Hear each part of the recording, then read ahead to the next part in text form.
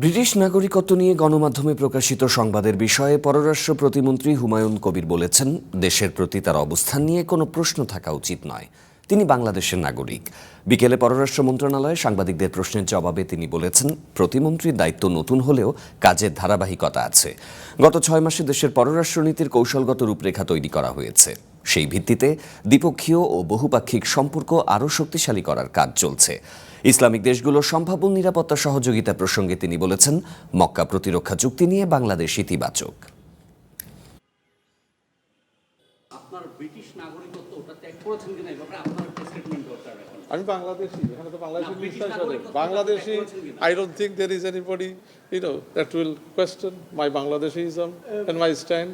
মানে এখানে আসিয়া বাংলাদেশের জন্য কাজ করা মানে তো কোনো সুবিধাভোগী লোক করবে না। ডুয়েল নাগরিকত্ব থাকলে আমাদের মন্ত্রিত্ব নেওয়ার ক্ষেত্রে প্রতিমন্ত্রিত্ব না মানে কে নিউজ করছে তো মানে কোন নিউজ পেপার মানে কারে তো জ্বালা যে মানে কাজ ফরমাতিয়া হ্যাঁ তো তার জ্বালা কেন হচ্ছে তার কি 2008-এর জ্বালা উঠছে নাকি আবার মঈনুদ্দিন ফখরুদ্দিনের জ্বালা উঠছে তার আবার নাকি দেশের পক্ষে জোরালো অবস্থান নেওয়া মানুষ সকল দেশপ্রেমিক মানুষ যারা আছে দেশের পক্ষে যারা অবস্থান নেয় এই সমস্ত যারা মিডিয়া আছে যারা দেশবাসী আছে রাজনৈতিক নেতৃবৃন্দ আছে এখন আমরা সবাই মিলে ইনশাল্লাহ এই দেশকে এগিয়ে নিয়ে যাব।